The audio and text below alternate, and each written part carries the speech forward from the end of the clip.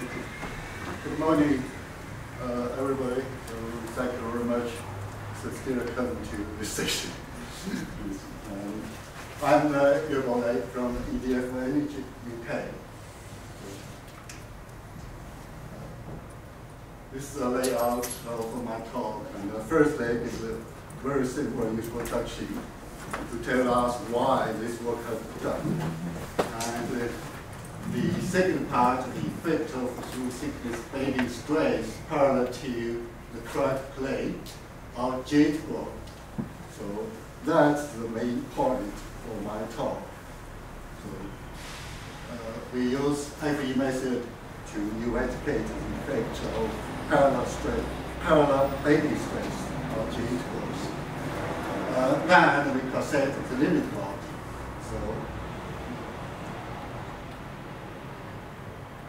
Then consider the limit load for if we can include parallel bending stress into the limit load solutions. After that, we are going to validate of the limit load, use jet goals.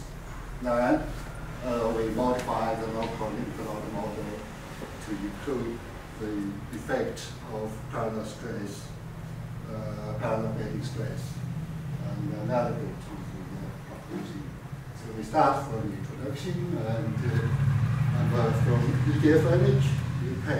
EDF Energy in the UK is the largest nuclear generator in the UK, provide about 20% of the electricity in England, Scotland, and various areas. So we run, we still run 6 nuclear power stations and with IGRs and 1 gigawatt. EDF Energy will perform structural integrity to assess our nuclear power station components to support safe operation of nuclear power station and life retention of our plant. So to do that, we also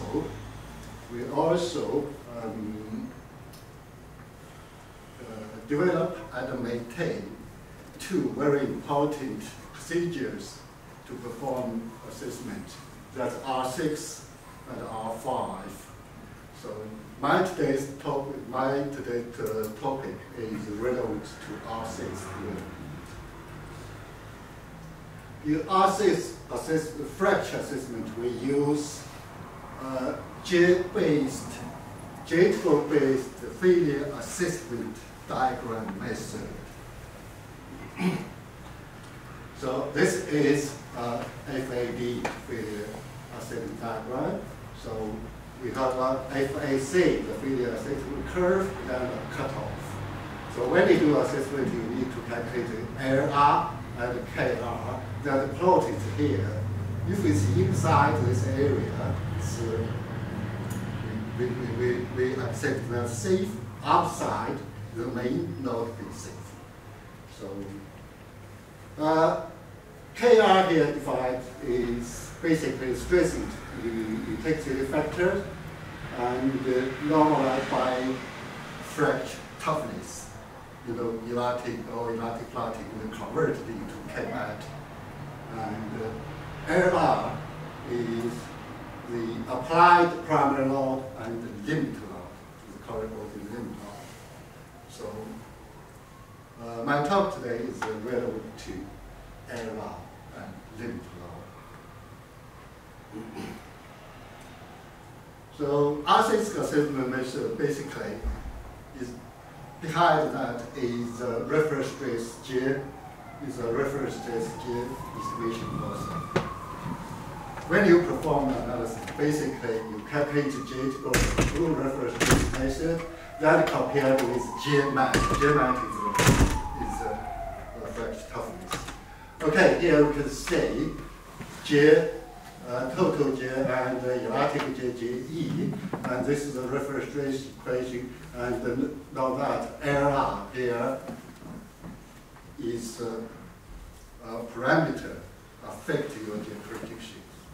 So that means limit load used to define LR in R6 is not something we just think is a plating collapse. it's firstly, you should give a better J predictions. So you should keep that in mind.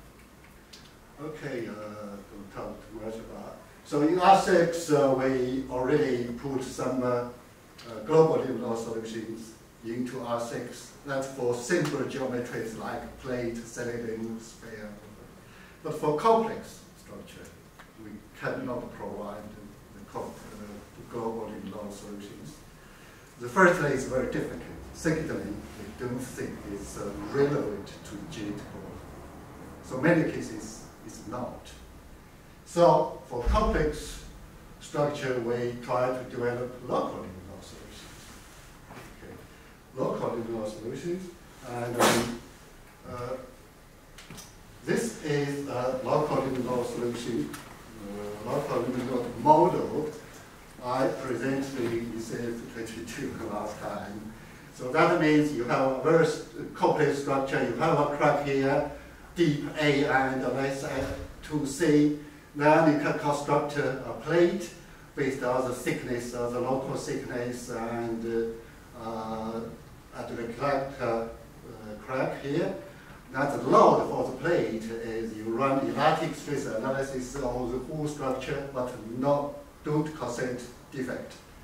Then you calculate that crack location, the one point, the through wall, normal stress, sigma m member stress, sigma b bending stress, and the parallel stress, parallel to crack surface, that's you have a sigma 2m, the member stress, and shear stress, a little shear stress. Then we calculate the global limit load for this plate. Use this limit load as local limit load for this location. So this is the idea. But later we found problem. What's that? So because we only consider sigma 2n, but for many cases like elbow, branches, and you have a very strong through-wall bending here, that's through-wall bending stress parallel to the crack plane. So that means we need to include this bending stress into that model. So now I believe you can understand why tighter is there. But, okay, so here the main point here we need to consider the parallel stress, how parallel stress, bending stress would affect elastic J or elastic plastic J, then how to develop a limit load to include that, then to correlate this J force. Okay. Because of the effect of bending stress parallel to the crack plane or J or elastic plastic J. So very quickly I use a model here, plate with a semi-elliptical crack. So then I can apply member bending stress normal to the crack and member bending stress parallel to. Then we calculate elastic plastic J. Okay. Then the loading cases like member plus parallel bending, bending plus bending, and more complex or other combination plus the bending. Now that I have a positive and negative bending. So if you stretch the floor, positive. If you compress the positive floor surface, that the negative. Use FE method, I don't talk details about that. So result of firstly, elastic analysis tell for elastic the parallel bending stress does not affect K or JE. So this is consistent with fracture mechanics principle. But for elastic plastic, no. Okay.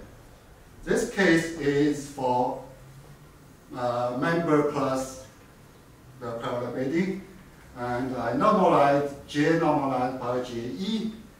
So that J is maximum J along the crack fault from any point. And here, the Zigman ref node this reference trace is calculated based on limit load without coset sigma 2b and parallel bending.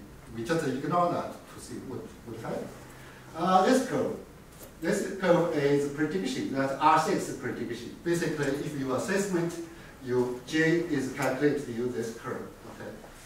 Now, if you don't have a parallel bending space, that's the squares. It seems very close to the prediction. Good. Now, if you apply a positive bending, then not very much change. But if you increase that to 2.25, then it becomes change there. But for negative, it could be very significant. Look, that's negative, small negative, and a very strong negative. So this means if you don't consider that, R6 may underestimate gate growth and lead to non-conservative assessment results. Okay, this is a member space. This example is bending space plus, okay, similar, bit scatter. This is more complex, member bending and parallel neighboring and bending space. So we have all the shallow, deep crack and all the same. I show some typical results here, the three typical results here. Okay, then to see if we can include that parallel space into limit law. Start with a solution for defect-free plate. A plate like that, you have a member bending space, this side, member bending here, 1, 2. So we have a solution from published paper in 1960, and give a solution for that. It's a very complex solution. I don't have time to show that, but I'm interested in the case, very simple case. We only have a sigma 1n member space here, but bending space here. That's my case. So, okay, but in this case, the yielding surface can be expressed here. Not that big error means limit condition, add limit condition.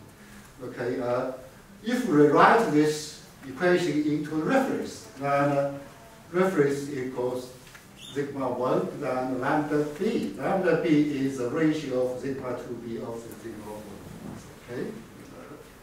Okay, I use this to the correct body. How can you do that? We simply use the reference trace for other load. Replace the sigma 1n in that equation.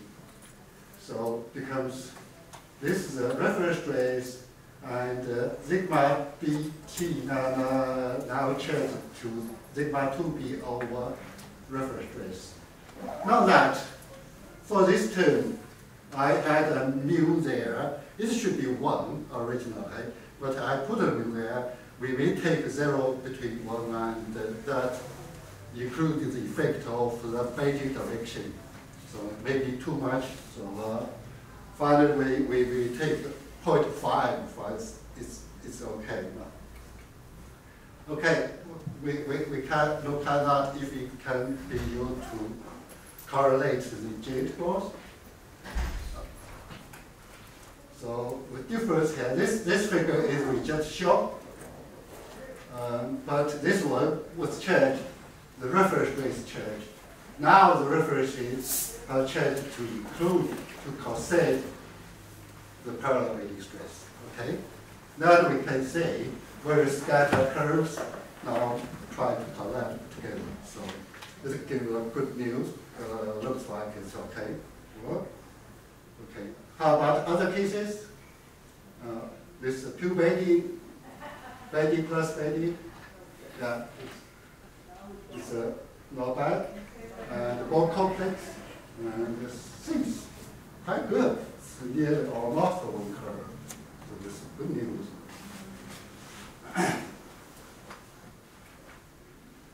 So up to now, we can finally consider this the last time in that conference I present the model. So this model now includes bending stress. So this is reference stress without bending stress, parallel bending stress. Then we add this term. We also take that mu equals 0.5. This is a reference calculation. We already published the work and included in R6. So this work is okay. Now we validate that just to use the jet course, use this local limit plot, and then we do plot the curves again. Then this will show all J, FEJ will be conservatively predicted. So I'm not going to show any. Go to the conclusion, and my main conclusion is that for elastic case, parallel bending stress does not affect J or J, K or JE. But for elastic plate case, parallel bending stress does affect elastic plating jet force, and also depends on the bending direction. So now we developed a reference stress, try to include the parallel bending stress, and then validate that local model now update to include all possible stress distribution there. That's it. Thank you very much for your attention.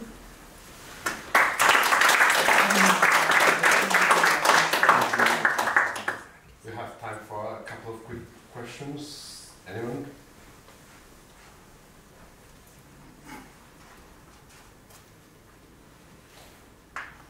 In your profession and at utility, where is the main application of crack propagation in your daily work? In the UK, the nuclear power station is regulated by the regulator. So for very important nuclear safety linked component, actually UK regulating does not allow any crack invitation. So we always use crack initiation fracture toughness at that point.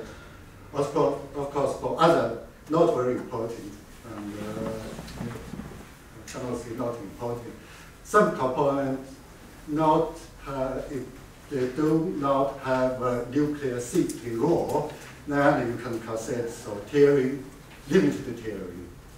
But we never use to the full.